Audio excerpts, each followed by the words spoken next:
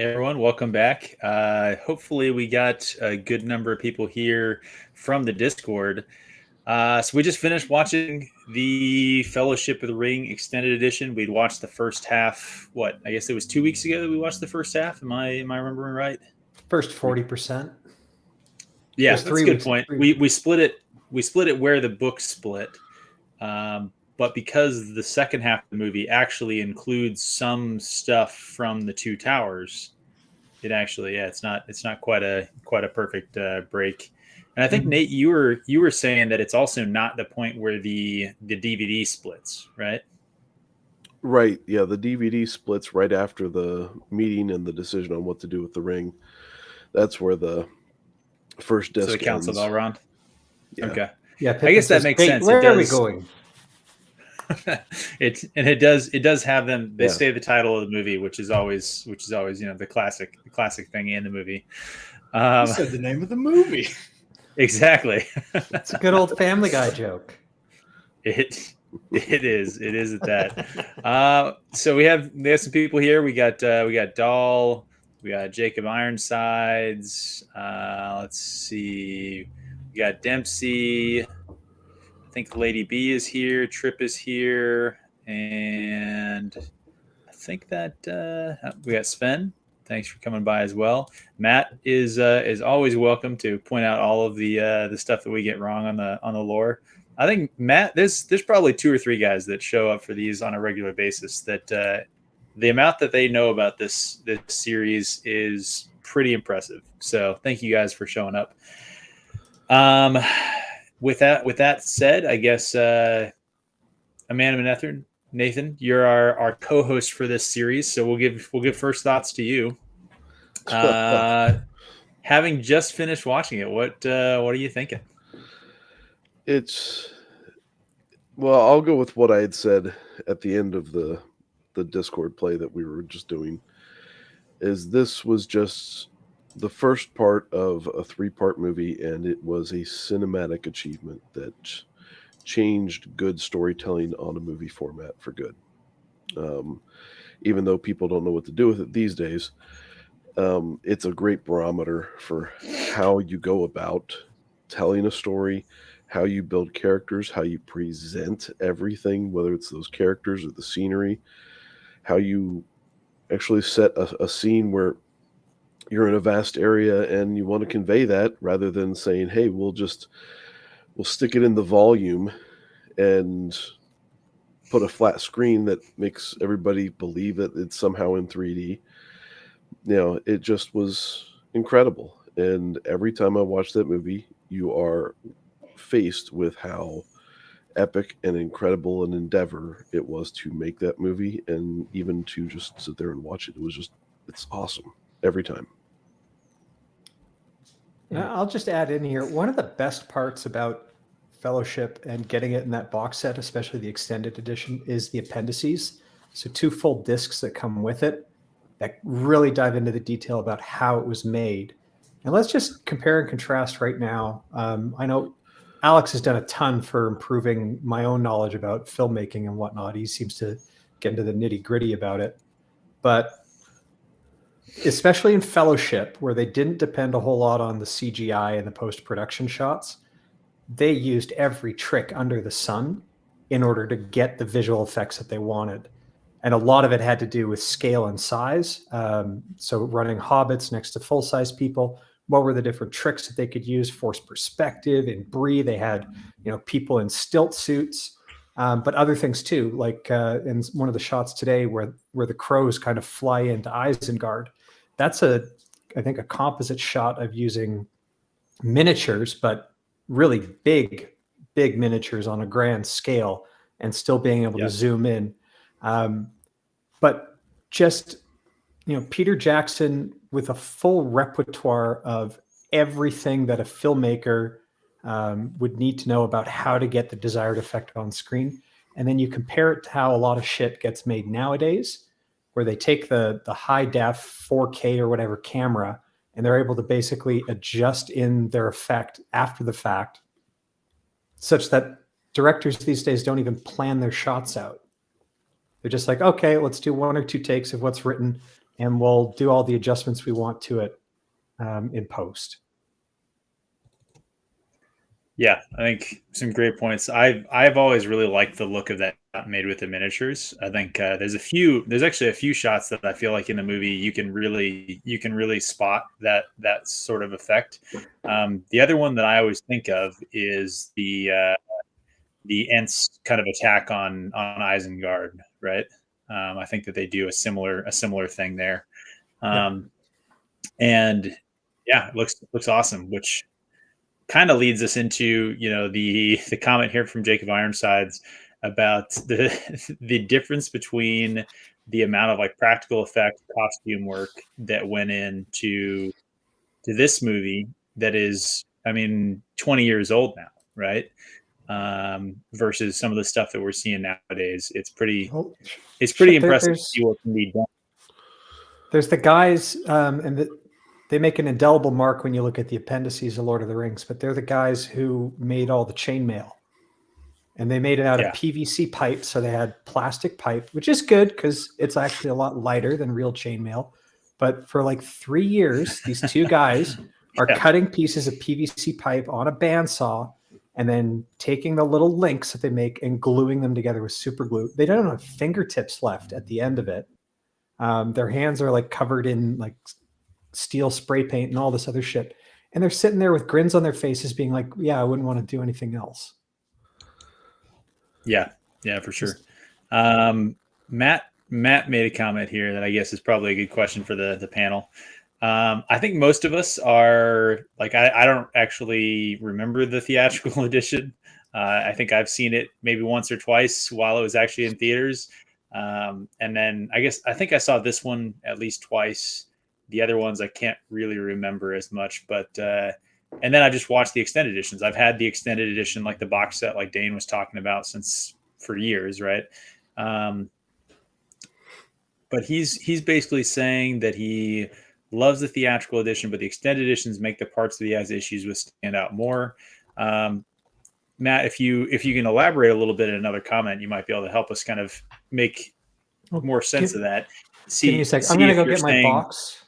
Because it does have in there in the I think we discussed this the last time. It does note, it says which scenes are added. Yeah, I'll be back in a sec.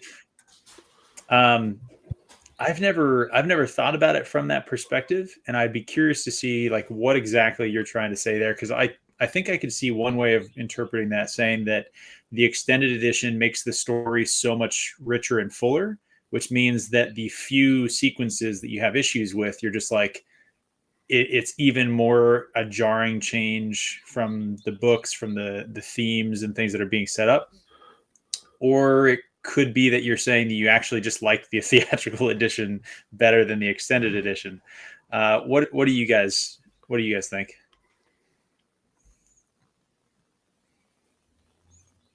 Alex, you're muted.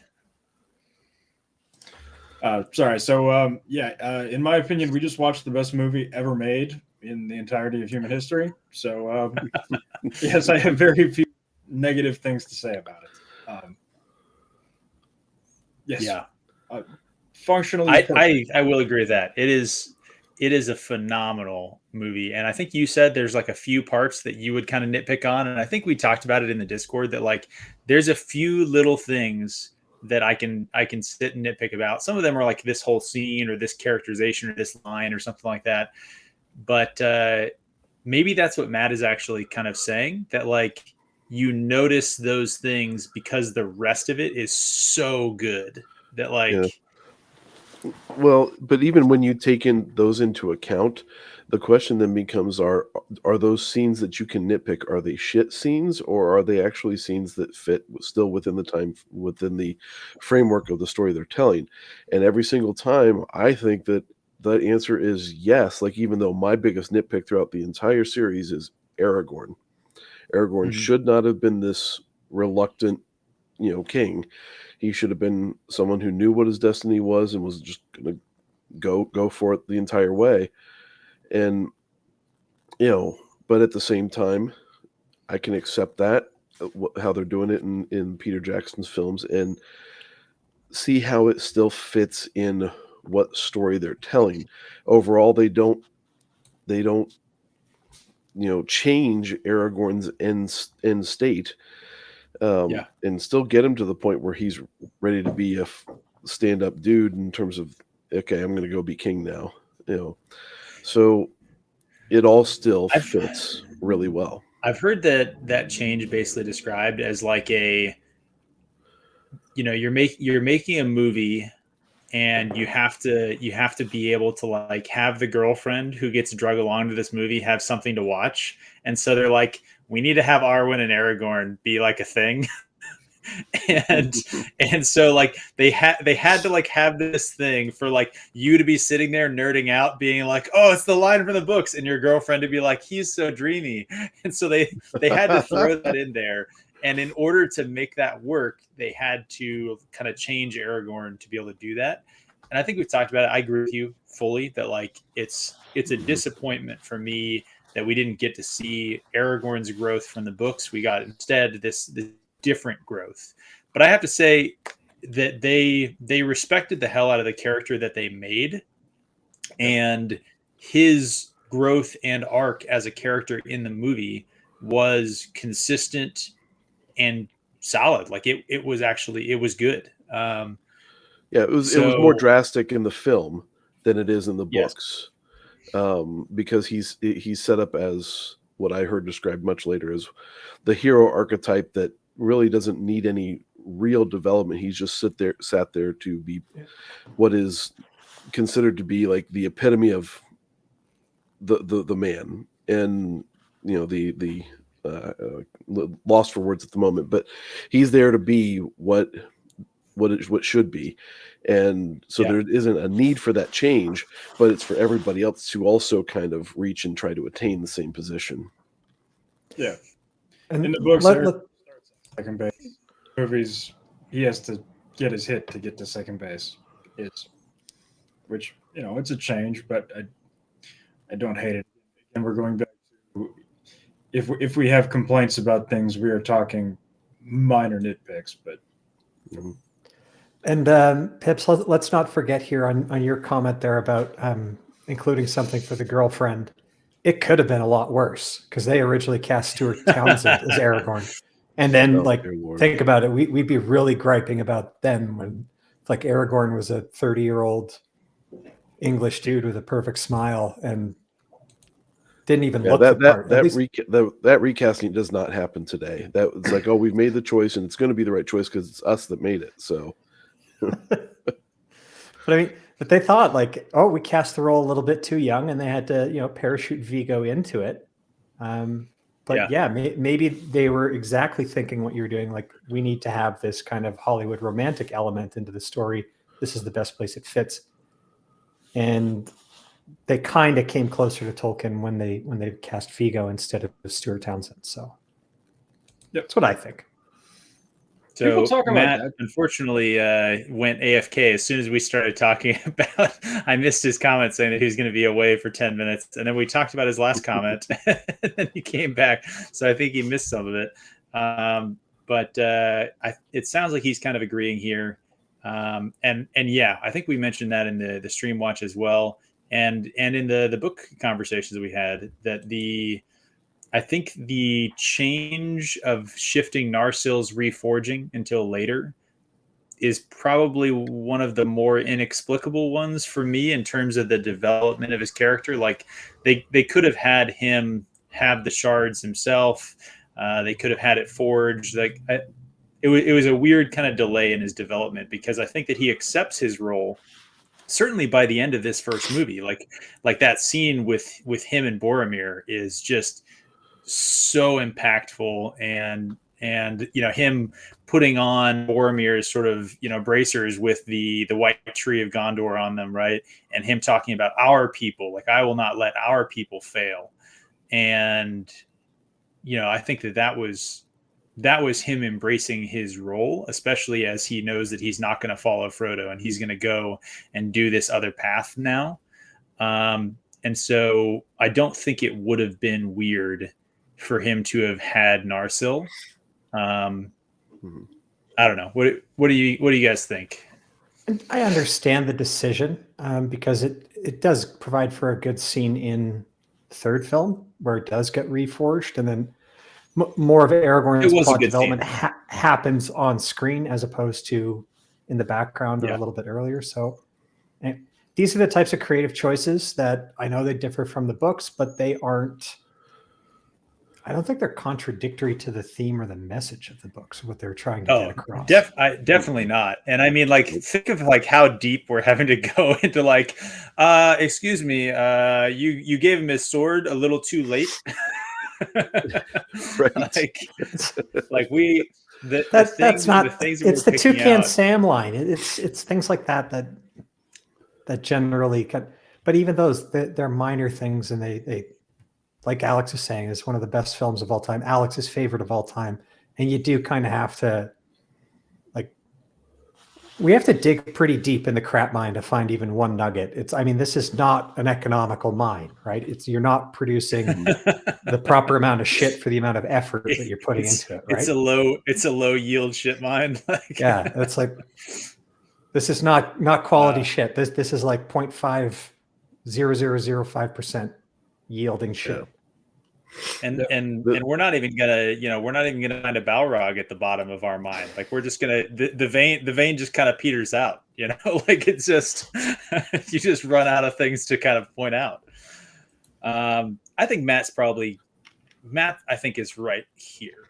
But I think the sort of Romeo and Juliet kind of thing with Aragorn and Arwen was probably too hard for them to avoid. Like, it pulled at their sort of romance plot, I think, too strongly. And so again, I think a lot of the changes, especially with Arwen, Aragorn, Elrond, I think a lot of the stuff that is changed throughout the series of movies, to be honest, is done to set up Arwen in a more present role and the relationship between Aragorn and Arwen together.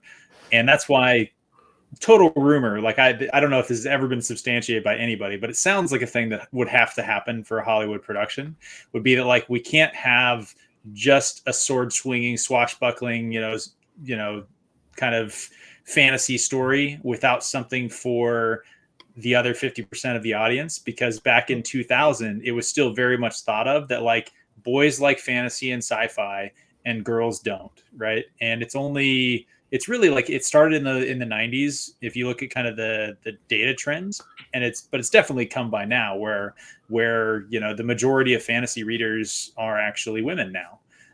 So it's really changed a lot, but I think that there was still very much the apprehension about how much money are we spending on this massive movie project for this incredible, story.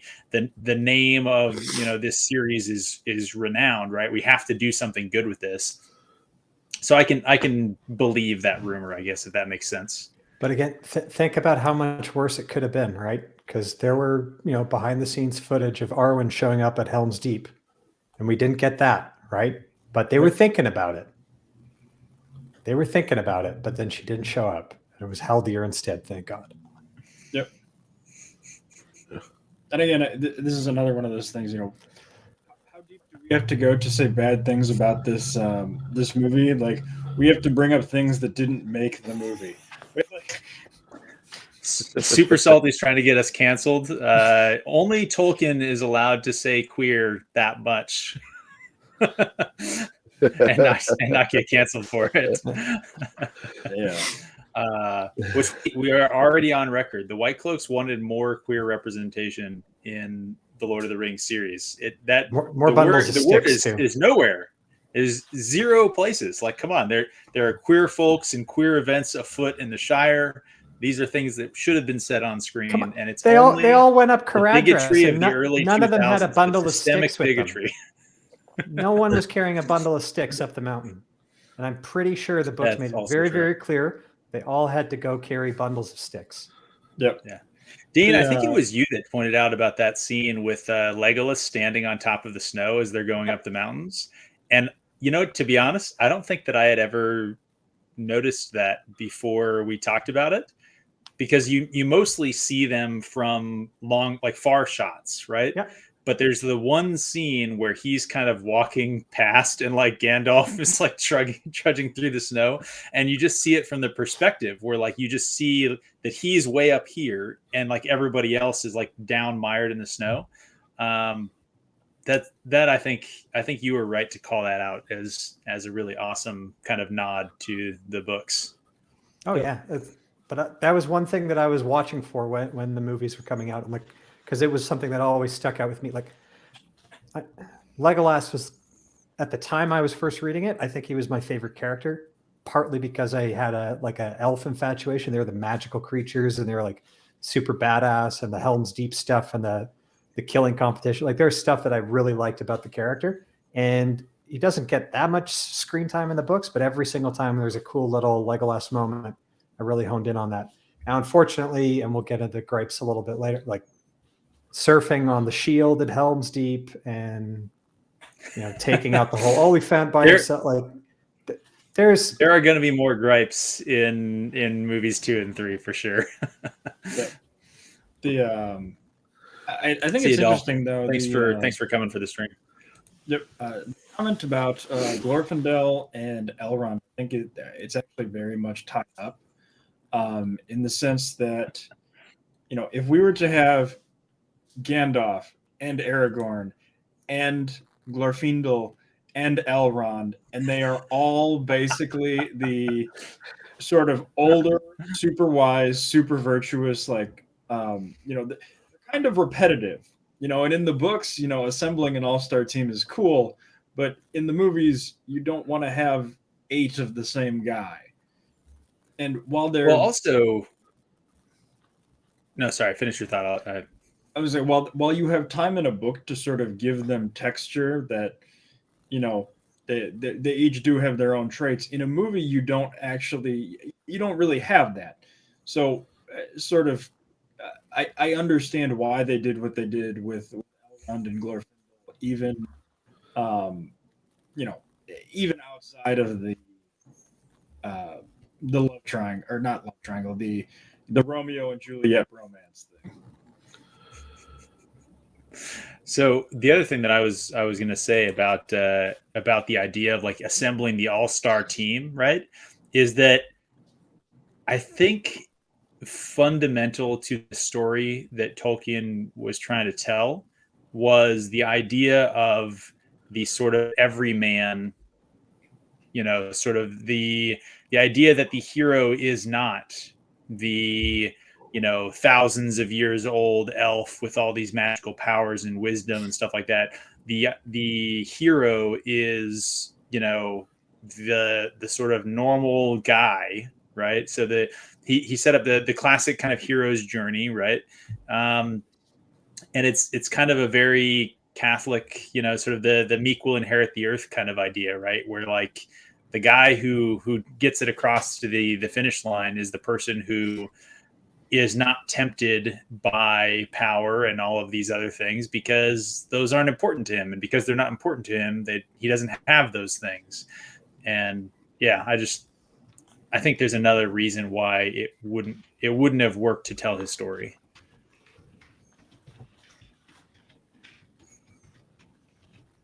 Well, here's a scary thought. What if you did stack an all-star team and then the Ring went to work on all their psyches? Yeah, which to an extent it did. I mean, they basically hung out for about a month before the Ring drove them all insane and they broke apart. Like, so, yeah. Could have been worse. Right? Thank God they had the backup hobbits. Oh, Frodo's gone. Mary, your turn. What? Yeah. No. I mean, seriously, you got to imagine that's what Gandalf was thinking in Moria when the orc chieftain stabs Frodo. Like, man, that hobbit, that one lasted longer than I thought he was going to. I thought he was a goner up in Caradhras. Oh fuck! Oh well. Yep. Oh man. Yeah. All right. Yeah, I do. We talked about that a little bit in the stream. There was some good stuff in the fact that they basically just thought Frodo was dead and or dying. So like Boromir is carrying what he thinks is just dead Frodo until like most of the way to the bridge of the bridge of Khazad-dûm, right? So like he goes like all the way there, and then like, oh, he's actually like sort of okay, and then they like get to Lothlorien, and he's like, well, surely now he's gonna be dead. You must have check him. You gotta be bled out by now, or how are you still alive? Yeah. But even honestly, when you think about it from that perspective, Gimli's thing about, hey Frodo, come over here and let's look on the spot where Durin sort of saw his crown, is like a different vibe where you're like, he thinks that Frodo's about to die. He's like, Frodo, come tell me about the rabbits, Frodo. And it's like, yeah, hey, while you're dying, wouldn't it be great to look upon this highly religious, highly sacred monument before you pass? It's like, oh no, he's actually fine. Oh fuck! That's how I'm going to read that scene now. Gimli is trying to convert Frodo on his supposed deathbed, giving him dwarven last rites. We're gonna sneak you into a dwarven heaven at the last minute. Have I ever told you about Durin? He was a swell guy. No. Knock. Do you have a few minutes to talk about our Lord and Savior Durin? We discussed in the book stream about how like that was a good change in the movie, right? That they didn't wait until Lothlorien to reveal that Frodo was wearing the mithril.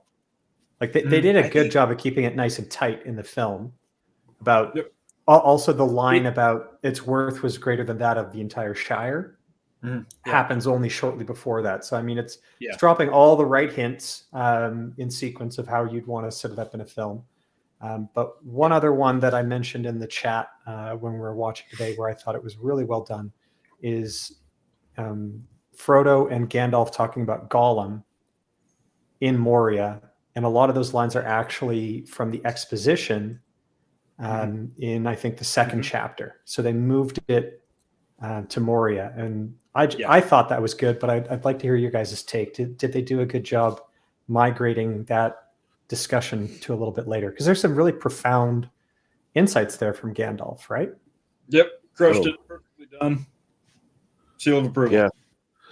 For the most part, honestly, when you're talking about how to migrate text from one position of a book into an earlier or later portion of an adaptation of a movie, this is the standard bearer film for how to do that. They respected the material. They took Tom Bombadil stuff and gave that to Treebeard in the second movie, and that may be the most offsetting move of text, maybe a little bit, but they did such a fantastic job of doing that throughout the movie, and especially like that part with Gandalf and Frodo. He's not just giving some just random dialogue. I mean, this is stick to your ribs life lessons on how you endure. And man, it just hits. It should hit the viewer deep, and it's awesome. Is it in a better place now? Because, like I said, like now Frodo's been through some shit, right? And now he's got a lesson on endurance. Whereas in the book, he originally gets these types of lessons from Gandalf in chapter 2, when he's a young gentleman and he's just inherited the ring and found out it's totally evil, but he hasn't actually gone through and had anything to suffer.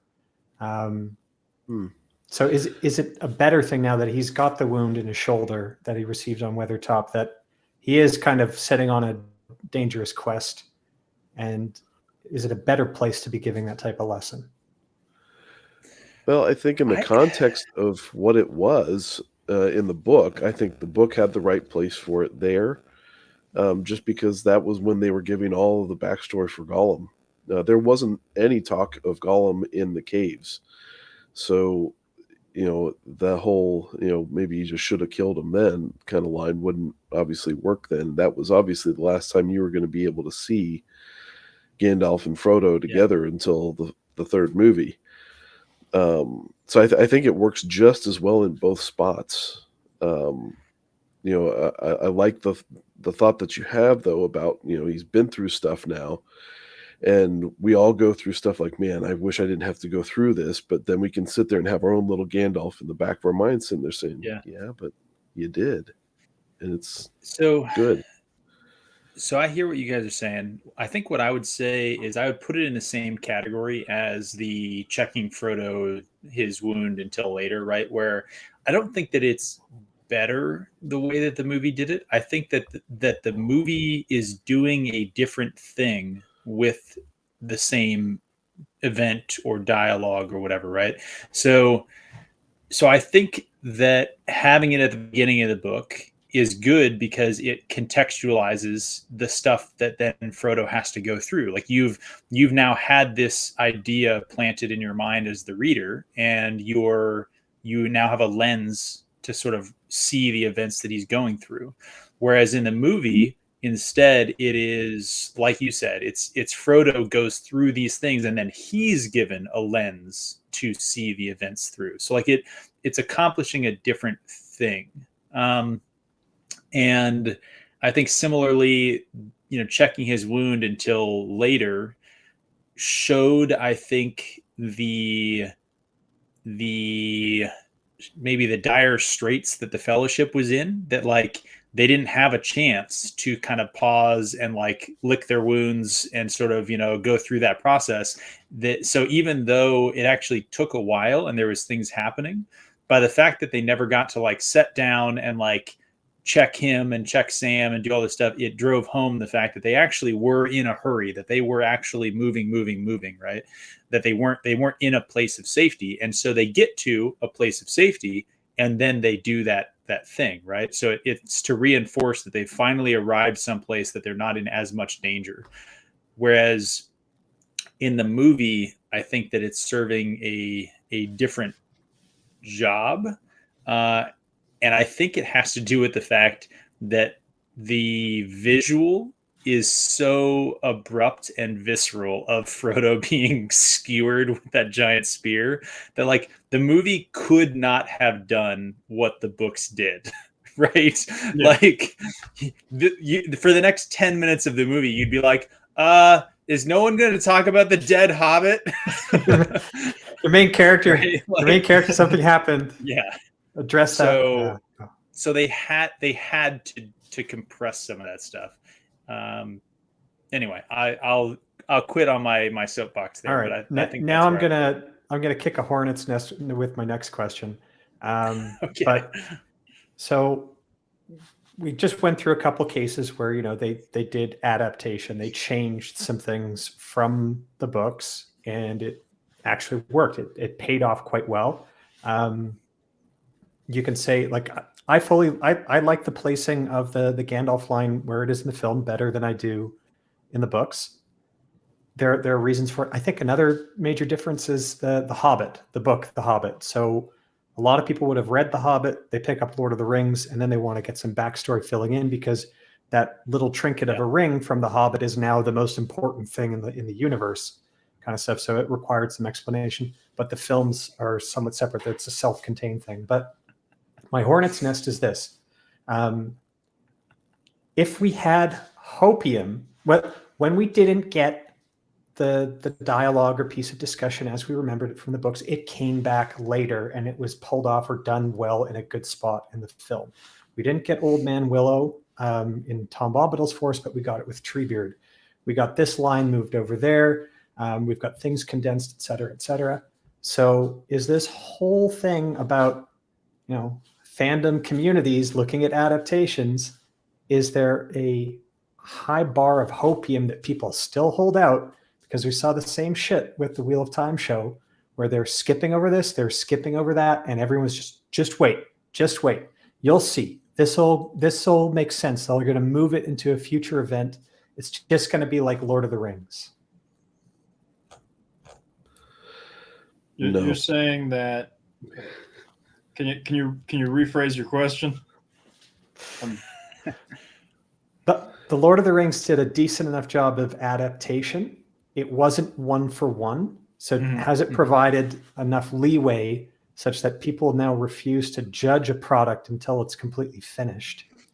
No, I feel like if anything, way maybe I'm not drunk enough to answer or ask a decent question this morning. That's No, probably I get what you're saying. Is there any hope for Wheel of Prime to get made into Wheel of Time? The answer is absolutely not, because they proved not that anymore. They can't do but storytelling. After 3 episodes, you should have seen a lot of the comments, right? Like, Yeah, take for example, the Song of Manetheren, although that was in the first couple of episodes. But it's like, hey, they left Emmons Field and they didn't do the Manetheren song, and then people are like, don't worry, it's coming. They moved it to a different spot. I would say they completely messed it up because they turned it into a stupid song, and all the context around the story that Moraine tells, being able to diffuse a hostile situation, like, it detracted from the story rather than adding to it.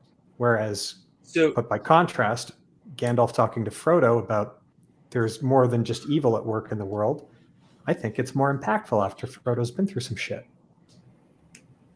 So I understand what you're saying, but I think, first of all, no, I think people now, and it's not this movie's fault, but it's the fault of other properties, are far quicker to write things off and say that this is going to be trash and shit than they were at the time. But no, I don't think, maybe 5 years ago, people were saying, oh, it's going to be like Lord of the Rings, but after the 200th product that crashed and burned, I think we're all now pretty good at recognizing the signs and symptoms of something that's going to crash and burn. Except the Wheel of Time fandom. Well, the Wheel of Time fandom is higher on actual opium than they are on hopium and copium is the problem. they are high out of their damn minds. Like, I mean, come on. We just did the freaking Dragon Mount video yesterday. Those people are insane. Oh, they're literally insane people. Holy crap. Well, so to kind of address the question, though, there's when you go through Fellowship and you get to that first miss thing, oh, well, they didn't have that talk, and you get it later after they go through some things, the entire time you're engaged with good storytelling. You are brought into the world. You are actually experiencing the escape. And the problem with Wheel of Time is that you don't get that opportunity to experience an escape. You're like, oh, they didn't do this here. Meanwhile, everything else sucks a big dick. And also, Wheel of Time and then we're going to sing a folky line. Yeah, they don't even give it to you. Yeah, and it's just interesting because, like, they're not. They totally miss the point with all that stuff. That the reason there's an escape is because it's a good story, and that's, if you're not telling the good story, it doesn't matter what you make or miss. If it sucks, it sucks, and Wheel of Time sucks. Wheel of Prime, sorry. Wheel of Prime. We got to be very careful about that. Yes, I do. So I do think, man, I'll say this way, Dane. I think that a lot of the stuff that you're bringing up, saying like, well, I think it was more impactful in this way.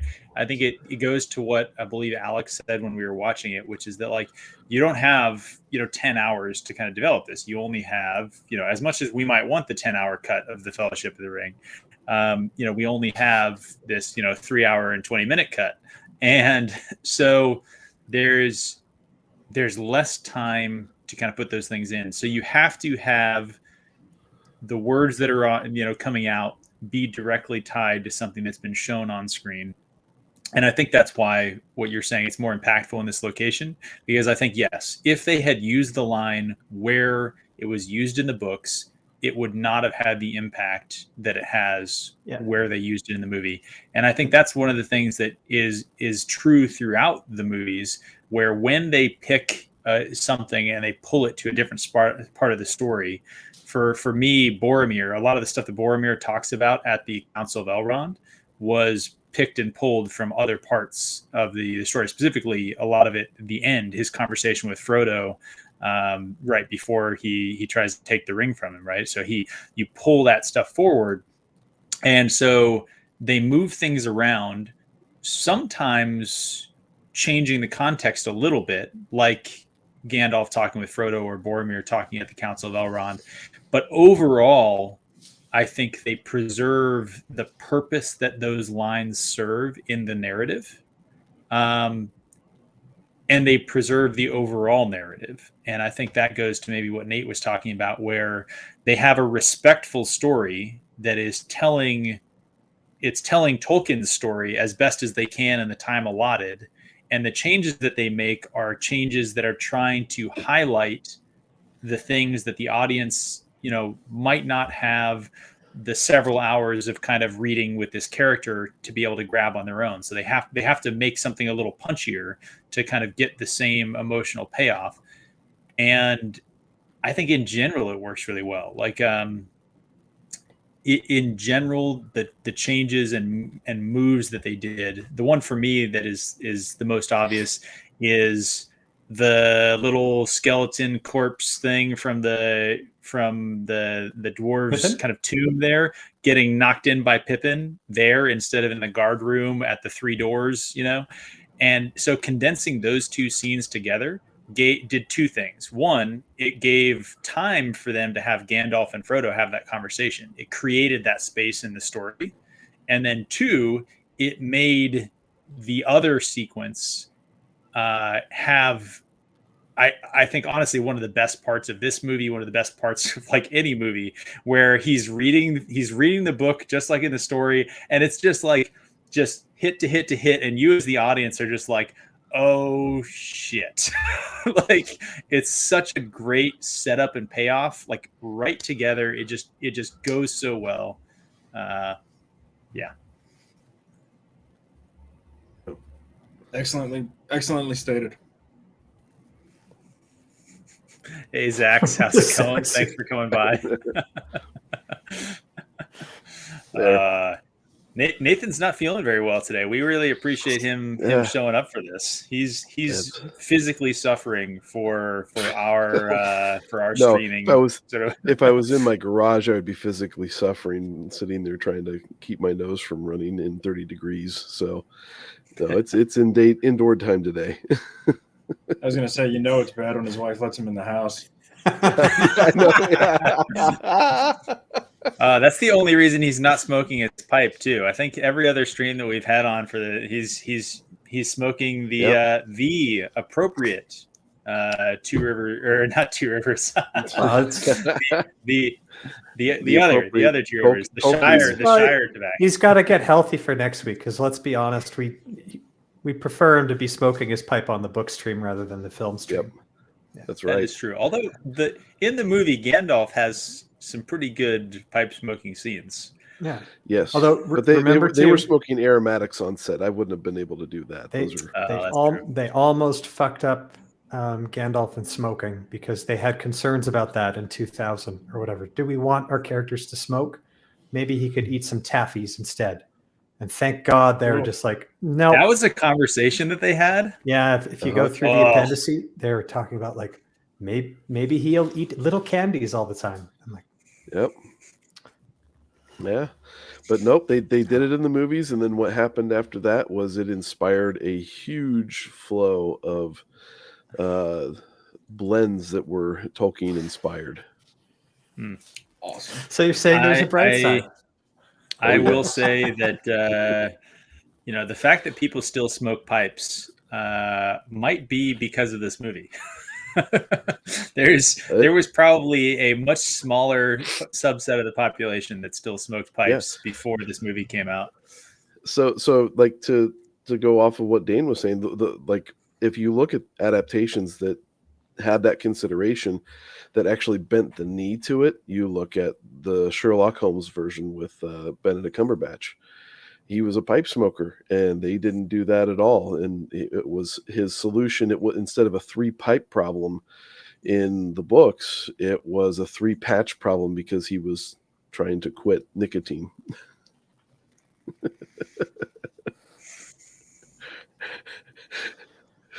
I just melted everybody, didn't I? Just make I your just fucking went- layups.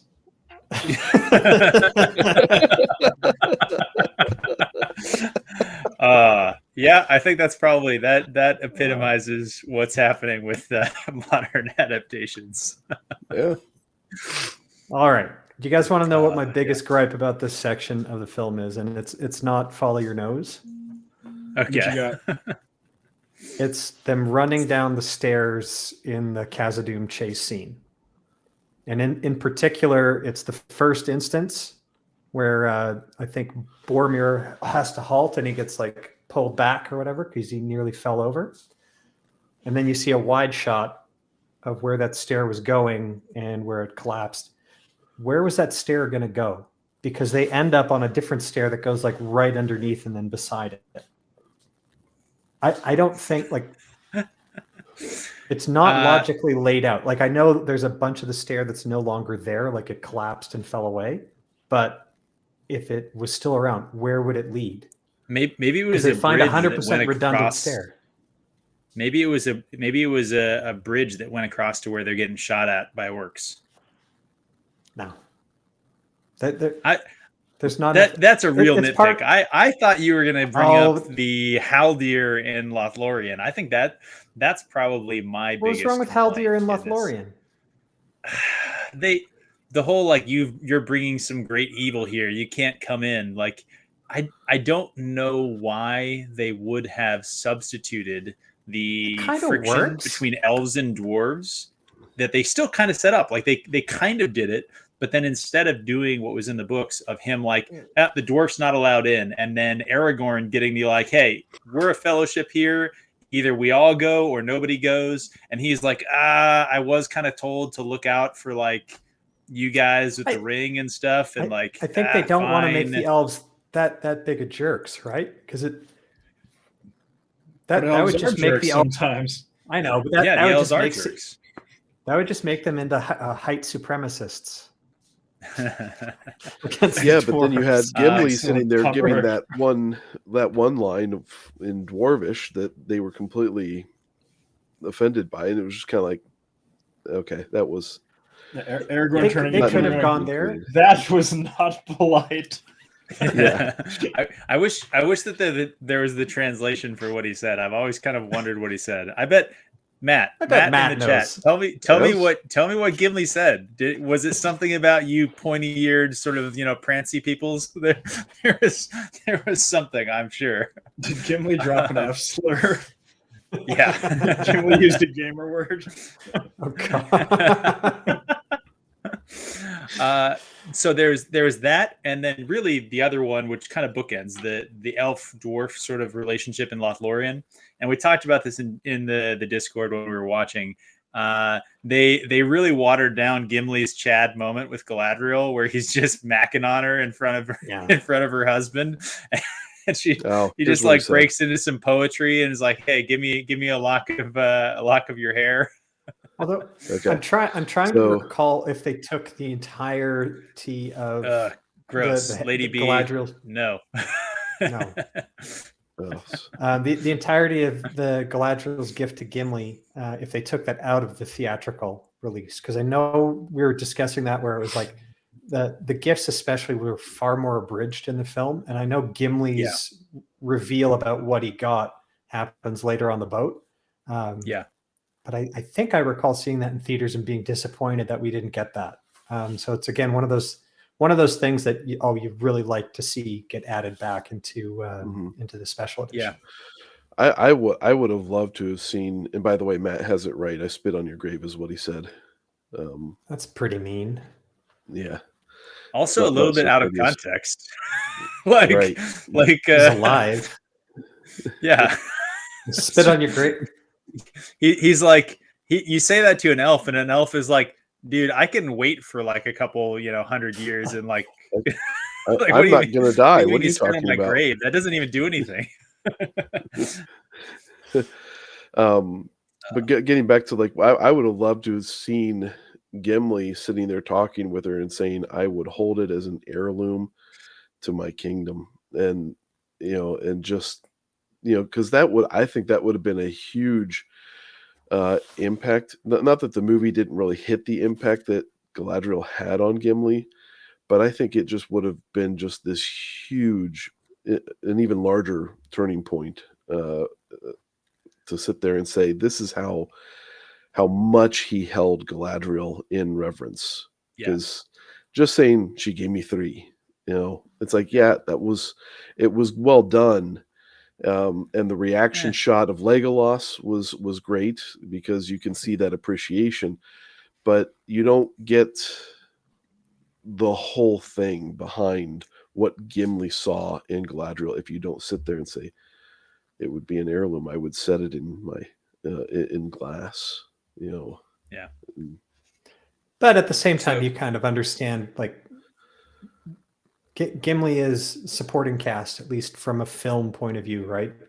This is about Frodo, and it's about the ring at this point. True. Does not need this level. It's nice to throw in the book, obviously, and that it is a callback to older plot points. It's all great, but again, I understand why they made the change. I still like that they threw a bit in there in the special edition. So. Yeah, Matt makes a good point about the so it was a threat, like, I'll kill you and then spit on your grave. I guess that makes more sense. I mean, he's got like 10 dudes pointing arrows at his face like a minute ago. It's a little bit of a weak threat. Like, you shouldn't make a threat if you can't deliver. So I guess maybe he feels real confident, first. I guess. But where was it? Talking about the gift again. Like, yes and no. I like that at least they showed Legolas asking him about it. I like that, the two of them, after their fight at the Council of Elrond, are sort of developing their friendship. That's good. That did happen in Lothlorien in the books. But man, I really just wanted to see Gimli kind of shoot his shot in front of all the assembled elf lords and see them all be like, oh shit, like, what you guys... not gonna lie, like, that's what I wanted to see. I wanted to see Galadriel kind of like smile, like she was a little into it, and then her husband just be like, bro. So I'm always going to be a little disappointed by the fact that Gimli kind of got cut off at the knees there a little bit when they made him like so kind of waffly about it. And it was funny. But and then I think Lady B brings this up here. The real disappointment in that scene is Sam. One, he doesn't get the soil from Lothlorien, right? Which is, I think, actually the more important of the gifts that he receives. And we've talked about this, I think, in the book stream, like how meaningful that is, that's the gift that he gets. So it's a little disappointing that they just removed that in general instead of, and they gave him like the prop for like later, like, oh, real elven rope. Like, yeah. But he does have something with him in a later, was it salt that he had? Salt. Yeah, but that was the best salt in all the Shire. Yeah. Yeah. So his reaction to the gift, I think, is actually the worst part. So him not getting the soil, I'm disappointed. I wish they had gotten it. I think it's an important point for Tolkien's story. But him like looking at the rope and being like, "Hey, do you have any more of those knives?" is like, it's just not Sam, and I'm always disappointed when I see that. But especially when Sam was talking about how much he did, kicking himself for how much he didn't bring rope, and then was excited for seeing. He loved the rope. It would have been better if he had just nerded the fuck out about the rope, and it was like, this is like, how did you? The rope wasn't a gift, though, was it?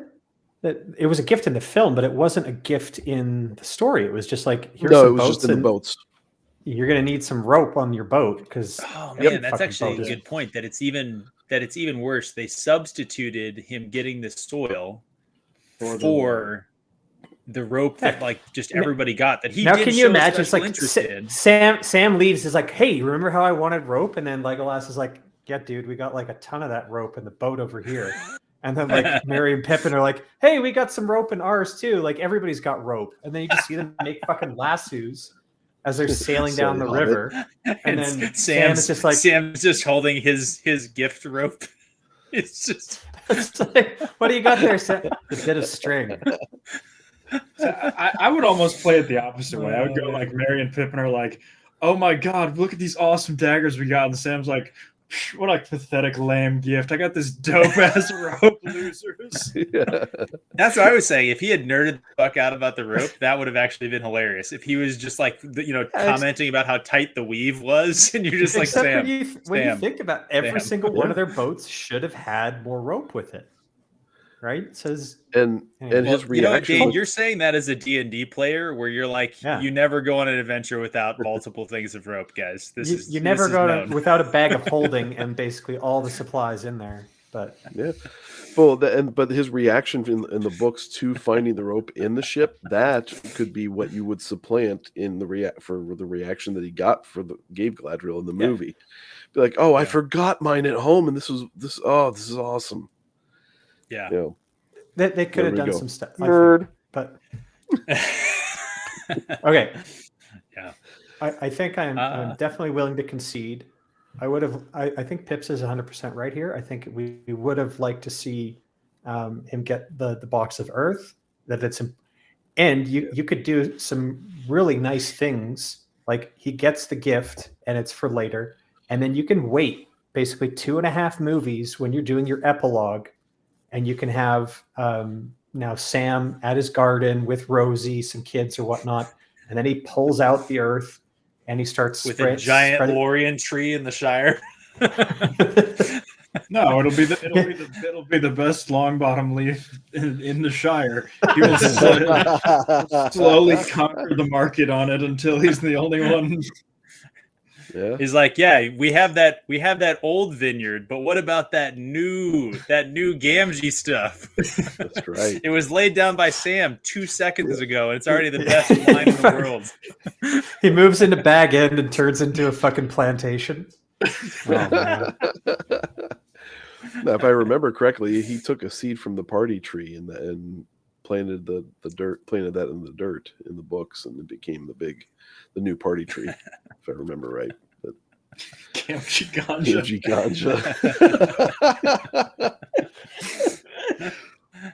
Here we go.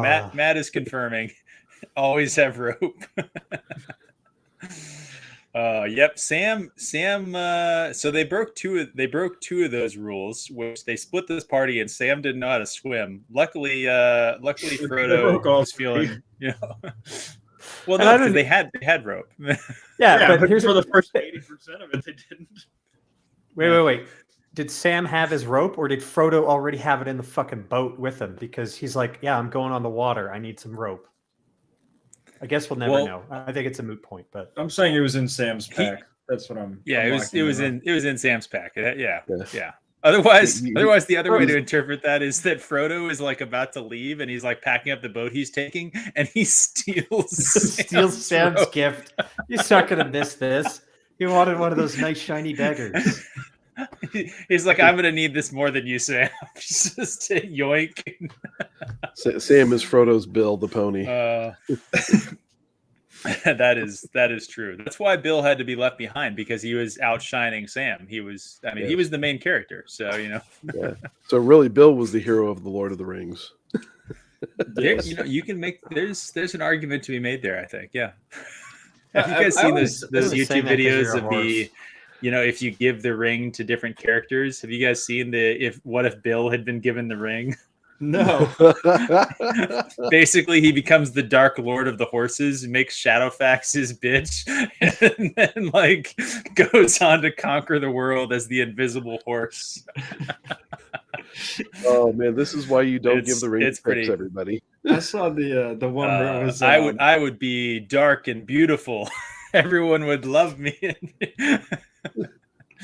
I saw the one. It was who is the Lord of the Ring in the books, The Lord of the Rings, and people were like, "Well, Sauron had the ring for like 20 minutes. Isildur had it for like 5 years. Smeagol had it for like 3,000, and then a long time. Yeah, and then Frodo had it for like 2 years. So clearly, the winner here is that Smeagol is the Lord of the Ring. He's the main character too. He he also is the last one to have the ring. Yep. He's the only one to have it twice. So Also, film edits that we can appreciate. I like the one where Sam says, "If I take one more step, this is the farthest away from home that I've ever been." When he says that every time he takes another step farther away from home, I think that edit of Lord of the Rings is a good 17 hours long. There's Taking the Hobbits to Isengard song. That one was pretty good. But the one I really like is when Gimli is successful at destroying the ring at the Council of Elrond, where he goes, "What are we waiting for?" Smashes down, and then boom, you have Barad-dûr collapse and all the ending scenes and everything from the later film cuts in, and then everyone kind of like looks around at the Council of Elrond. Everything's dead quiet. It's just like, isn't there one where they edit it with the Eagles? Like they just take the Eagles and they just throw it in. Isn't there one of those? I know it's the Boromir catapult one is good God, that's a GIF, isn't it? No, it's a GIF. Yeah, GIF. That's how it's pronounced. I don't know if I've seen that one. I don't think I have either. Yeah. Either way, I will share it in the chat because it's incredible. Okay. But I think it also has a bundle of sticks word in there, but let's not whatever. We're banned anyways. I don't know. So we made it out of Lothlorien. And I think this might have only been in the extended edition that we see Gollum floating down the river and them talking about him. I don't know if that was in the theatrical release. And then obviously we come up to like the most epic sort of I don't know, landscape sort of, shots that have ever been in a movie. Dane pointed out to me last time on our book stream that in fact one of them is carrying an axe, which I had never noticed before. The one on, I guess, our left, sort of the stage right. So the one on the north has his hand kind of off to the side. And I'd always thought that was him like resting his hand kind of on the cliff side. But Dane pointed out that actually there is a big axe blade that is carved in. So there's an axe that his hand is resting on the blade at the top of the head of the axe, which is great because like one of the, you have to go so deep in the nitpicks here that people were like, yeah, the big statues, they're supposed to be carrying axes, not swords. So it's only half a nitpick because they got a half. Yeah, exactly. Cinema sins is a half. Yeah. Yeah, I love the whole ending sequence. I have like no complaints about from when they pass through the statues all the way to the end of the movie. I think is just straight 10. I don't know. Agreed.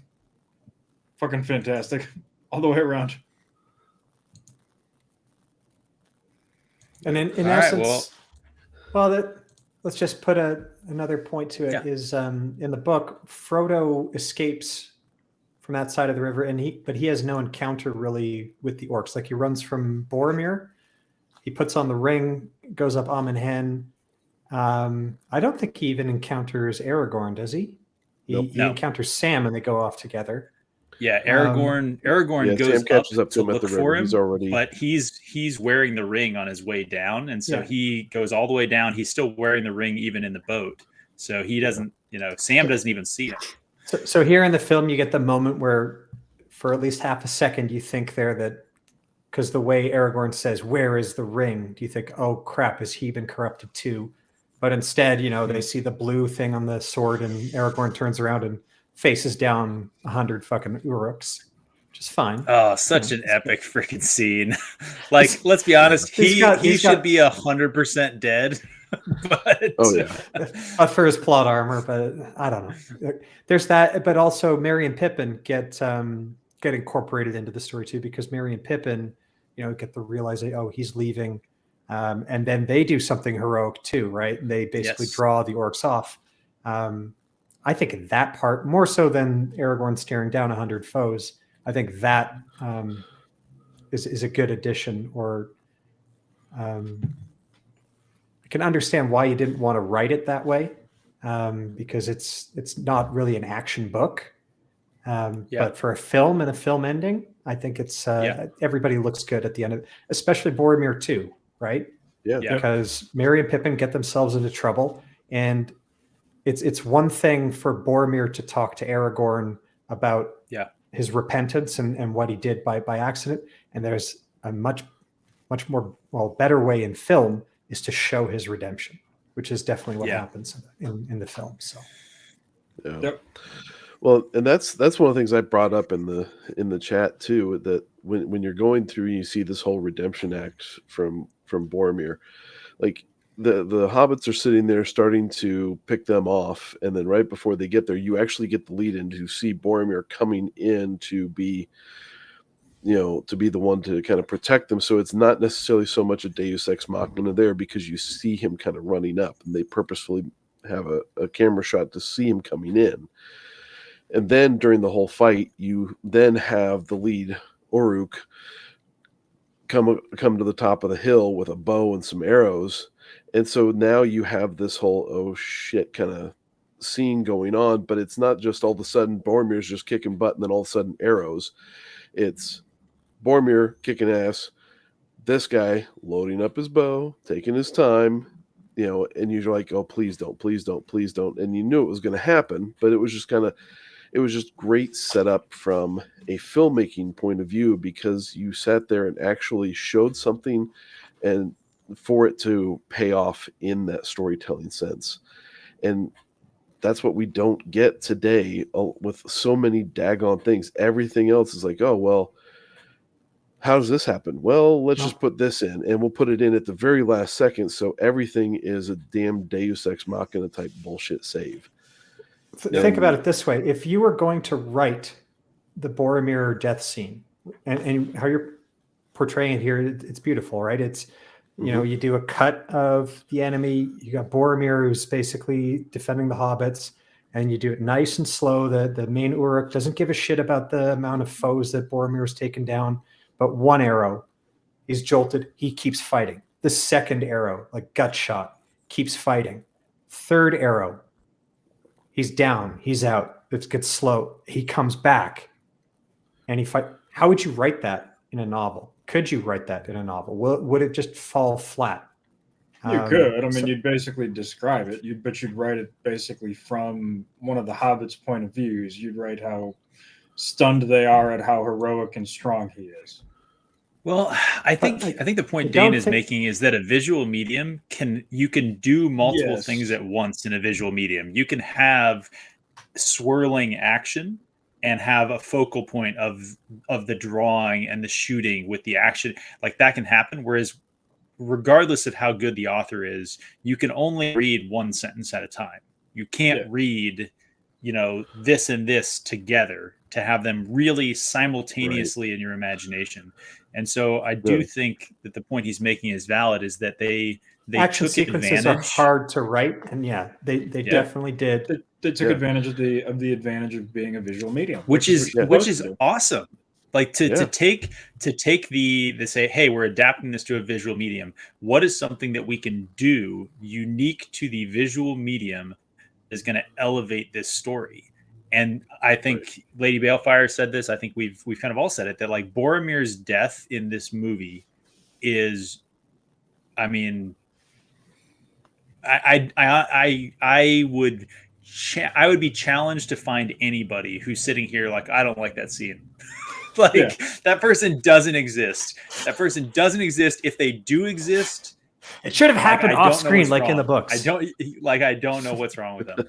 So I will say, the scene in the books where they come and find him, and they're like, Jesus, that's a lot of dead orcs. How many orcs did this one guy kill? Did he kill 20 Uruk by himself? Like, because I think he kills like 20 or 30 Uruk by himself. It's like, wow. Find out next week, folks. Yeah, that is a massive pile of dead bodies. The fight ranged all over. They were both masters. Yeah. But it's The Princess Bride is Which an one eminently won? How did quotable it movie. The loser went off alone.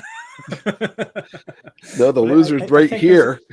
Arrows in his damn chest. and let's just also do a quick Death is a what they road we did must with all the walk visual alone. medium and maybe enhancing the Boromir finale is especially the arrows coming in one by one and not giving up and continuing to fight when everything's like lost and hopeless. That is very true to his character and what Tolkien was trying to write about the situation of men. Yeah. They're continuing to fight even though it's against all odds. They don't have any hope, yet they continue to go on. It's I think also very. And very I think Anglo-Saxon. it goes.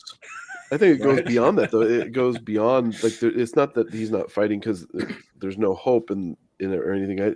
I think he understands there's hope beyond me. You know, and so I'm going to keep fighting the good fight, even though I know this is it right here for me.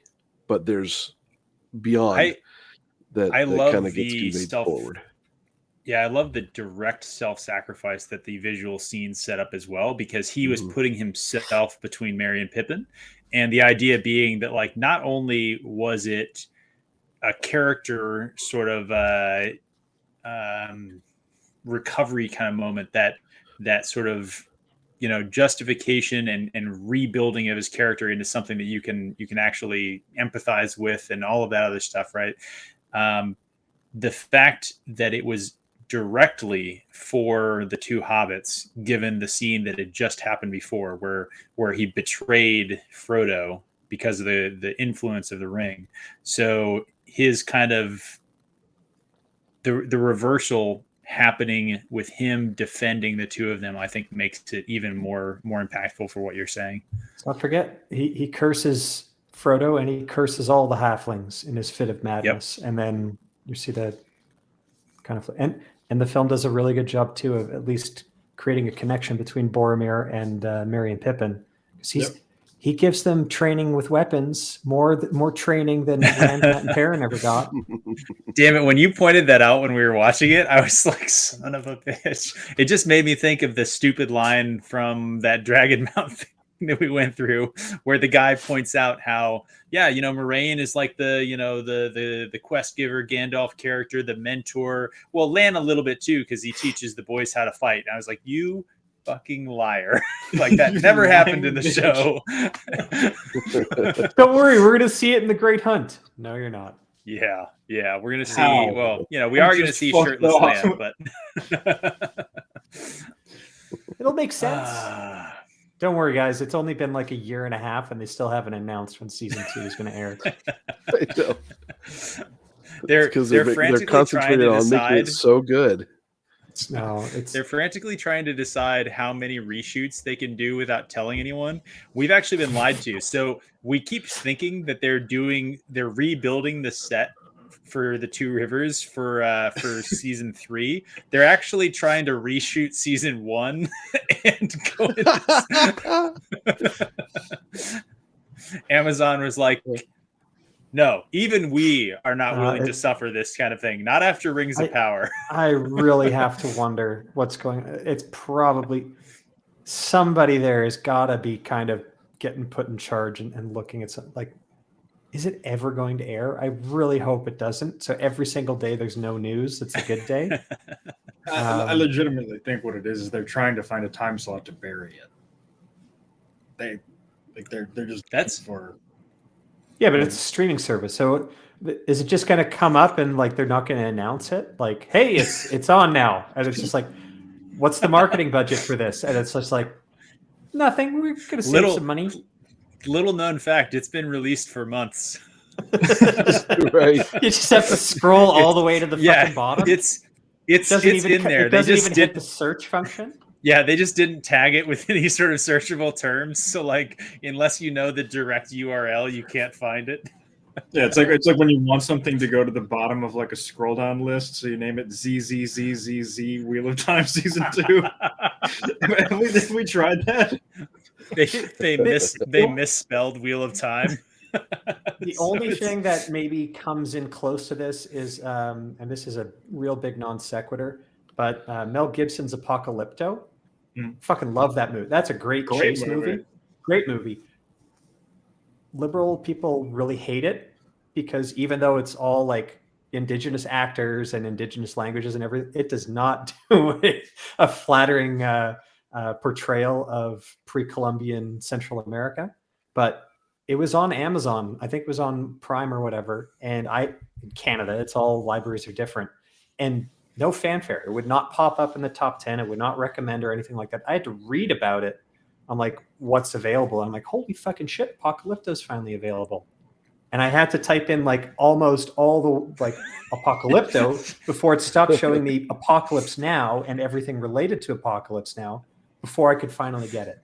Another They were I had to big type in terrible movie. Apocalypto Mel Gibson. I really want to watch this movie. And then it showed up. And that's with probably the slurs. Seriously, guys. Yeah, maybe they'll bury it. I don't know. But hey, I think we've gotten off topic enough. Maybe that's an indication that we've kind of talked about what we wanted to talk about. Do you guys have anything else that you want to talk about with this movie? Well, Score's fucking unbelievable. Thank you. let's, Yes. okay. I made the Great comment call. that I think that this movie might actually be a soundtrack with a visual accompaniment, not a movie with a sound accompaniment. It's so damn good. You could remove So after all the the- characters and all the dialogue and just have it be Howard Shore's music to New Zealand, and you still keep 70% of the quality. Like, it's still a very watchable film. Yeah. It's just all the sort of cinematic shots and just the Yeah. Fuck, if they So did that, after- if they actually after- had like an IMAX helicopter tours of New Zealand and they set it to the music, I'd probably go see it in theaters. Oh hell yeah. After Rings or the last movie was released, they actually Howard Shore did a tour around the country where he went to all of the symphonic orchestras in each city and actually did like a 2-night stay in each city. Columbus was one of them, and my wife and I went and listened to Howard Shore directing Wow. the Lord of the Rings. It was incredible. That sounds pretty awesome. Yeah. And I also like That should have casually been on the dra- bonus material. That's what I want. I want that on the bonus DVD. I love them casually dropping the Enya at the end. Like, oh, just in case that this wasn't good enough, you're going to want to listen to the entire credits because we have another banger even after the movie. That is true. Like it's free. also a good kind of spool down. Like you just have this, giant emotional build up. You have Boromir, you have all this stuff, and then they're like, you know what? We're gonna need to let these guys like have a nap and a smoke after this. like roll the credits, put the Enya on there, just slightly turn up the house lights, and go around and serve everybody a shot. Like this is gonna. Yeah. All I I don't can know say that is there were many people that left the theaters when we no. went that first watch. It was just like I could just sit here and listen to this this and was absorb what I just saw. And the good thing about credits few too, like movies that I've ever been in where actually like people actually applauded, like the sort of like trope kind of meme of like the movie theater and people like standing ovation. I think that this movie, well, these three movies in general are like the only movie that I've ever physically been in where that happened. The only other one, and you're going to laugh at me, was Fast and Furious 7 when Paul Walker died. And they did the diverging car things. A whole bunch of people laughed in that one. So these four movies are the ones I can remember. I think one of actually these is not like the other. others. One of these just isn't the same. If you could tell me which one is not like the others by the time that I have finished this, whatever. I think actually there's maybe one other one that I can think of. The Dark Knight Rises, I saw opening night in IMAX in like the Smithsonian IMAX in DC. So like like the ridiculously massive one with like the stadium seating, you know. And I feel like people stood up and applauded on it. I can tell you the opposite. So, is that you, bud? Is that me? Not me. Yeah, I don't know who that was, but all right. The opposite was when I saw The Phantom Menace in theaters because they applauded at the opening. You get the Lucasfilm drop and like this Fox Searchlight and blast episode 1. Everyone's like, "Woo! This is going to be wicked!" And then at the end, it was just like,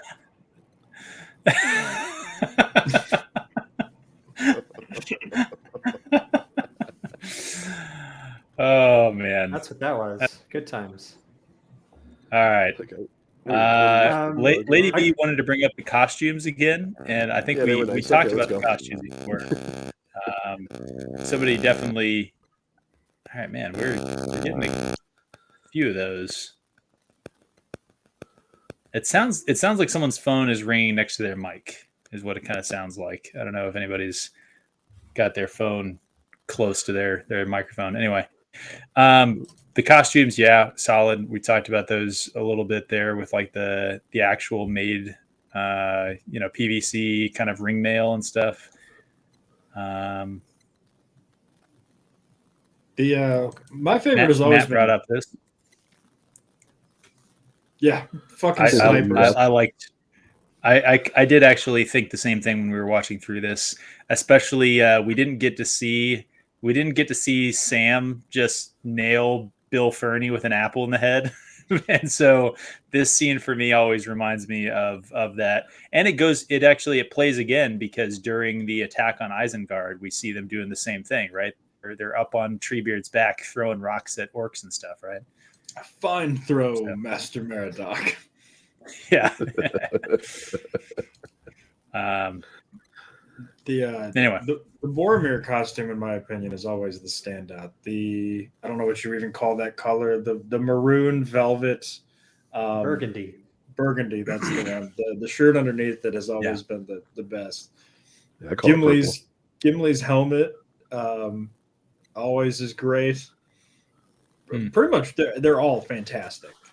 And Gimli's one thing that really bugs me about the Hobbit movies that came later, because Gimli plays like exactly what I thought the dwarf would look like, and acts it too, like throughout, especially in the action sequences. He's got all the different axes. He's like armed to the teeth, but he also moves kind of how you'd think. The dwarves in the Hobbit movies, they looked so much different from Gimli. I would have been so much happier if they just had 13 Gimli clones that kind of maybe had a different colored beard, but not what we ended up getting. Not like you've seen the meme about the how long did the studio spend determining exactly how many of the dwarves fuck.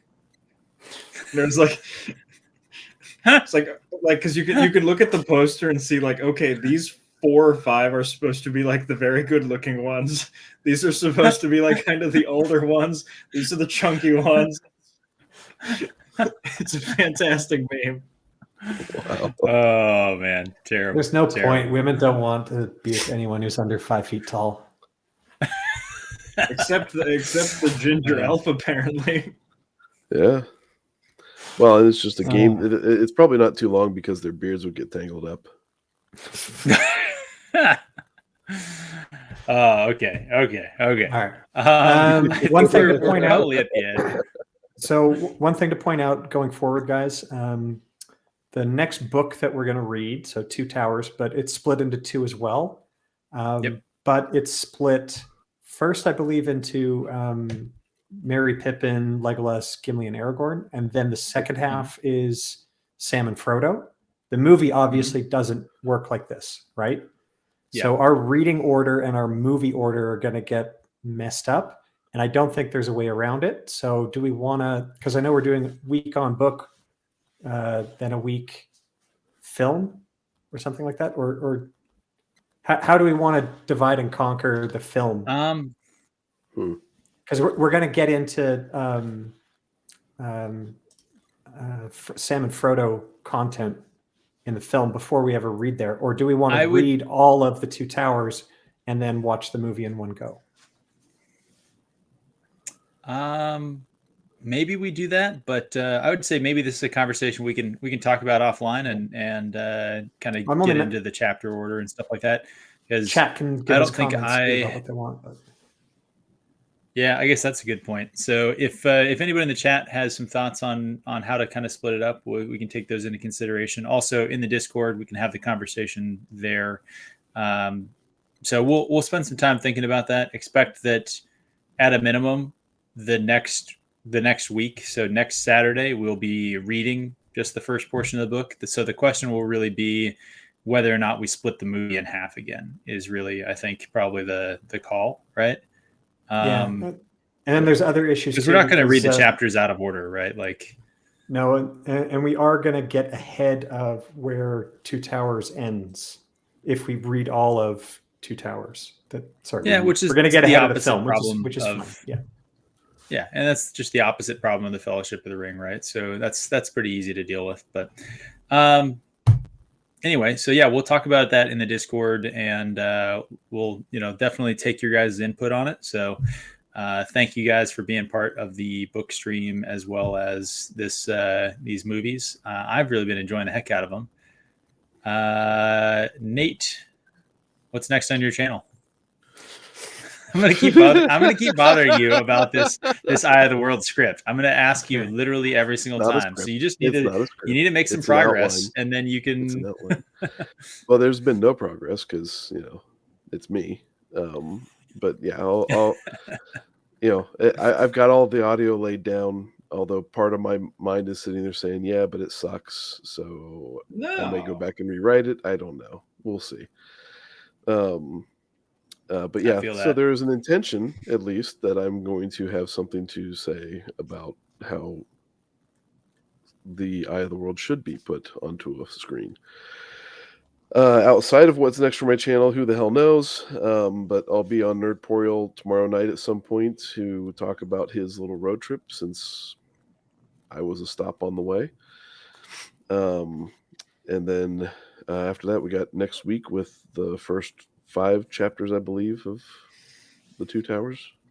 Yeah, is it 10 chapters in book 1 there, Dana? If you looked at that, I believe we'll take we'll figure that out. Come on, I'm not going to turn down a book porn opportunity. You're right. Good point. I like how even excuse me while I whip slowly this and out. tenderly, I know. Sort of the slide out of the slipcover. It's like, why was that so sexual? Do you even have to ask? So book 3 has got 11 chapters, and book 4 has got 10. So, okay. Ooh, it's there's an open question where we want to divide book 3, because chapter 5 is called The White Rider. Ooh. Chapter 6 is The King of the Golden Hall. Man, this is tough. There's no good place to stop in that book. What was 5 again? The White Rider. Sounds like a racist chapter. Running.